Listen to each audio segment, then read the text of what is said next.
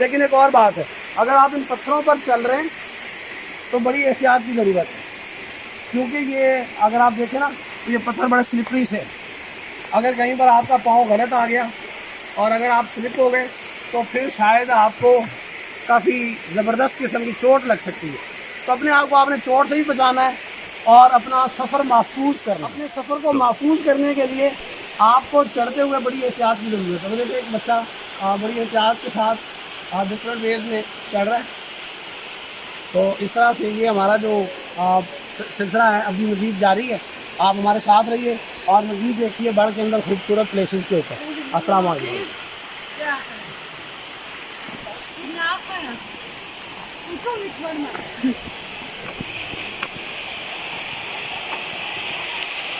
अच्छा, मेरे से गलती भी हो गई है।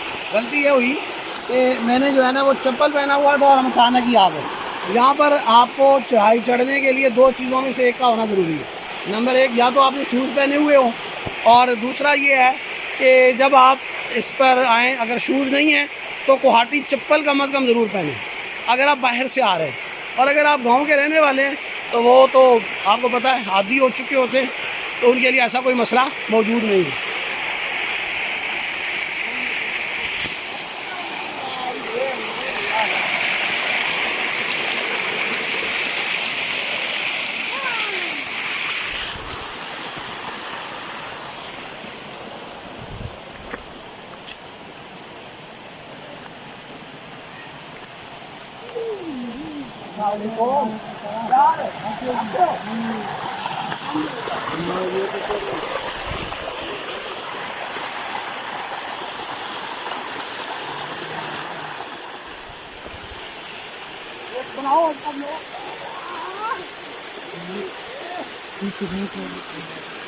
इस वक्त हम अपने गांव में अपने घर से यहाँ तक ये आधा पहाड़ तकरीबन 1/3 हम कवर कर चुके हैं। यानी अगर आप नीचे की तरफ देखें तो यहाँ से हमें पूरा गांव का व्यू कुछ ना कुछ नज़र आ जाता है।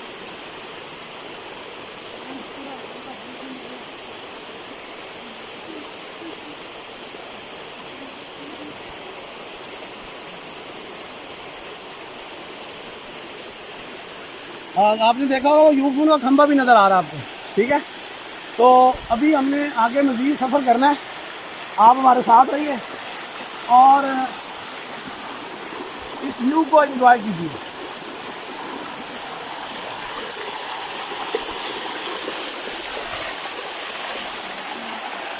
नहाने के लिए बड़ी ज़बरदस्त जगह है। अगर यहाँ पर आप सिर्फ कुछ देर के लिए बैठ जाएं तो इंतहाई मज़ेदार पानी के अंदर आप इंजॉय कर सकते हैं। मैं ज़रूर नहाने की कोशिश करता, लेकिन सरेदार चूँकि हमने व्लॉग बनाना है उसमें टाइम लगेगा तो वो मज़ा नहीं आएगा। फिर आगे चल के हमें ना वो पाँव स्लिपरी हो जाएंगे। तो अभी सफ़र हमारा बाकी है, वरना मैं इसको शायद इंजॉय कर लेता। अल्लाहु अकबर, अल्लाहु अकबर, अल्लाहु अकबर, अल्लाहु अकबर, अल्लाहु अकबर। जी, ये जो नीचे आपने पानी देखा है, ये पानी का एक रीज़न तो हमारे पास ये है। अब अगर आप यहाँ पर आएँ और इसको मुशाहदा करें तो ये पानी इधर से आ रहा है, वो इधर करके देखें, ये पानी आ रहा है और ये आपको बड़ा थोड़ा सा पानी नज़र आ रहा है, यानी काफ़ी कम मिकदार में है। लेकिन आपने नीचे देखा होगा काफ़ी बड़ी बड़ी जो है ना वो फ्लो के साथ पानी आगे चल रहा है। तो ये पानी कम नहीं है, ये बहुत पानी है। ये अभी हमने एक पॉइंट देखा पानी का, और एक इस साइड में देखिए हल्का सा एक पॉइंट इधर से भी आ रहा है, और इधर से अगर आप लाइट ऑन करो चेक करो तो आपको नज़र आएगा पानी काफ़ी मिकदार में। हाँ? अब पानी की शफाफियत का अंदाज़ा लगाएं यार, कमाल है कसमें।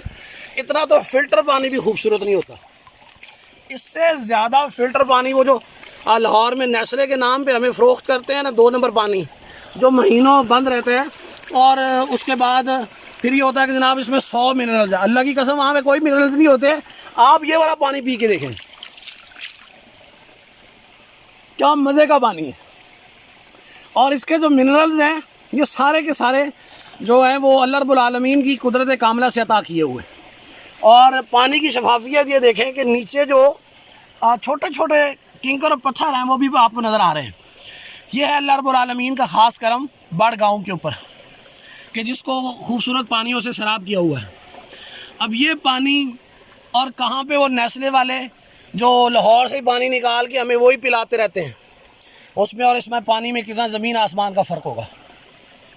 ये कितना डाइजेस्टिव पानी होगा। और सुभान अल्लाह, आहा क्या बात है, वाह जी वाह, सुभान अल्लाह, मेरे रब की शान,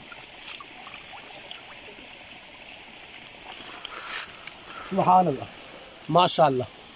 अल्लाह ताला हमारे गांव को इसी तरह से शादोआबाद रखे और यहाँ पर इसी तरह रहमतों बरकतों का नज़ूल होता रहे और ये पानियों के चश्मे यूं ही जारी और सारी रहे और हमारे गांव को सैराब करते रहे और हमारे गांव को बरकतों से माला माल करते रहे। आगे चलते हैं, मज़ीद देखते हैं और कुछ 1-2 पॉइंट। और अब ये देखें ऊपर पहाड़ का ये तकरीबन हम 50% के करीब पहुंच चुके हैं। हाँ जी, ये जो 50% हमने तय किया है ना, ये इतना मुश्किल नहीं था, ये आसान था। यानी कुछ ना कुछ रास्ते हमें नज़र आ रहे थे, लेकिन ये जो अगला 50% है ये इंतहाई जो है ना वो टिपिकल किस्म का सफ़र होगा। तो अभी हम ये ऊपर वाला सफ़र जो तय नहीं करेंगे क्योंकि अभी हम थक चुके हैं। ये तो हमारे गांव वाले जो हैं मुझे वालदा मोहतरमा बताया करती थी कि फजर की अजानों से पहले हम पहाड़ों पर जाकर वहाँ से लकड़ियों के गट्ठे जो हैं, जिसे लकड़ियाँ नहीं पांडुनी है, वो उसको उठा के और वापस फजर के टाइम पे पहुँच जाते थे। इस तरह मुझे मामू कीमत गुल बता रहे थे कि मैं अज़ान फजर से पहले जाकर और दूसरी तरफ पहाड़ के वहाँ से लकड़ियों के बहुत बड़े गट्ठे उठा के और फजर की नमाज में वापस इधर अब्दुल्ला जान मस्जिद के पास पहुँच जाते थे। तो ये उनकी हिम्मत थी और अल्लाह ताला ने उनको नवाजा हुआ था। लेकिन मौजूदा जनरेशन जो है वो इतनी ज़्यादा स्ट्रेंथन नहीं है और अब काफ़ी सारी आसानियाँ हो चुकी हैं और जो मौजूदा लोग हैं वो ज़रा सहल पसंद हो चुके हैं। वरना मेरे जो नाना जान है जुमा खान बाबा, उन्होंने अपनी तमाम औलाद को किसी गांव के अंदर रहते हुए 9 बच्चों को पाला था और इसी गांव से गंदम और फसलों को उगाया था। इन्हीं पानियों से वो सैराब हुए थे। अक्सर ज़मीनें हमारी जो हैं वो बारानी हैं, ये बारिश के पानी से वो सैराब होती है। लेकिन उस ज़माने में भी उनके अंदर इखलास और मोहब्बतों के बड़े दिए जले हुए थे और आपस में उनकी जो मोहब्बतें वो ज़्यादा थी। अब मोहब्बतों का कुछ थोड़ा सा फ़र्क तो पड़ा है न्यू जनरेशन की वजह से, लेकिन मोहब्बतों का जो फ़र्क है ना ये अभी भी इतना नहीं है, ये गैप नहीं है। जनरेशन गैप हो सकता है लेकिन जनरली जो है वो लिंक्स आपस में अभी अल्हम्दुलिल्लाह सबके एग्जिस्ट करते हैं। और अलबत्ता ये है कि चूँकि मौजूदा जनरेशन जो है वो जॉब्स की तरफ चली गई है, अपने कारोबार और कामकाज की तरफ नहीं गई, जिसका नतीजा ये निकला कि हमारे गाँव के बहुत सारे नौजवान कोशिश करते हैं मैट्रिक के बाद आर्मी, एयरफोर्स, नेवी को ज्वाइन कर लें। सेकेंडली ये अगर वो इस तरफ नहीं गए या जॉब उनको नहीं मिली तो उनका जो सेकंड ऑप्शन होता है वो पाकिस्तान से बाहर दुबई, सऊदी अरब और दीगर ममालिक का सफ़र होता है।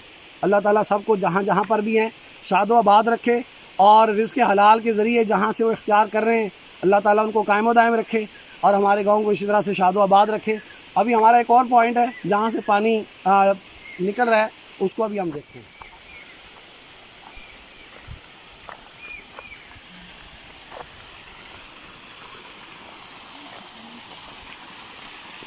ये पानी इधर से किधर से आ रहा है?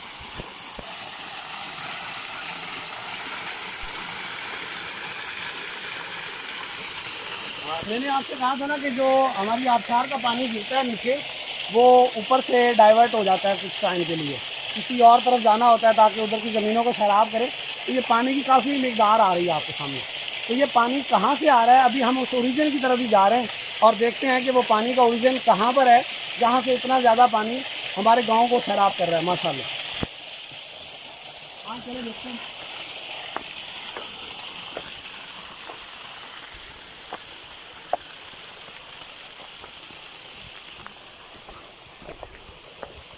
नीचे की तरफ गलत जा रहे हो, गलत जा रहा हूँ, गलत। ये रास्ता है। हाँ ये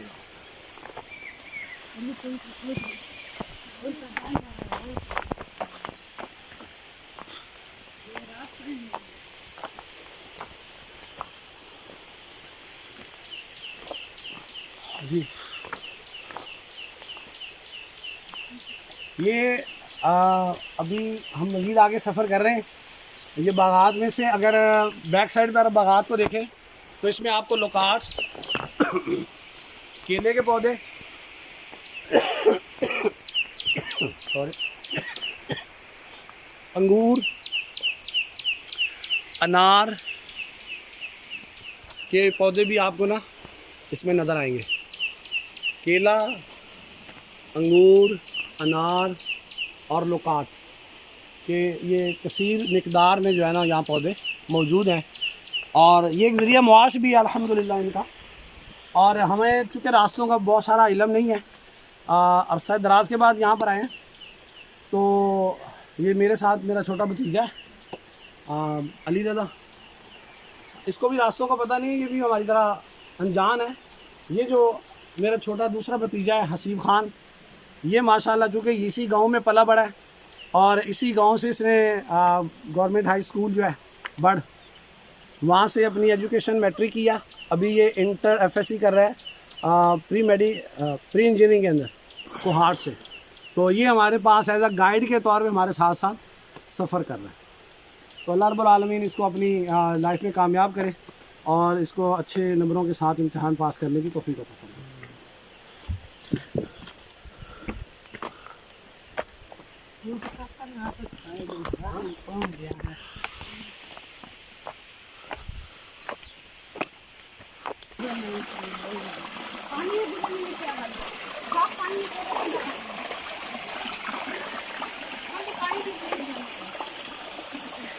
जी, ये पानी का एक और मंबा है जहाँ से पानी निकलता है और ये मेन वो चश्मा है जो वो पानी आपने नीचे सारा मुख्तलिफ जगह पे देखा है। तो मुख्तलिफ चश्मों का पानी इकट्ठा होकर ये नीचे ज़मीनों को सैराब करने के लिए जाता है। ये जो चश्मों का पानी है ये तकरीबन गाँव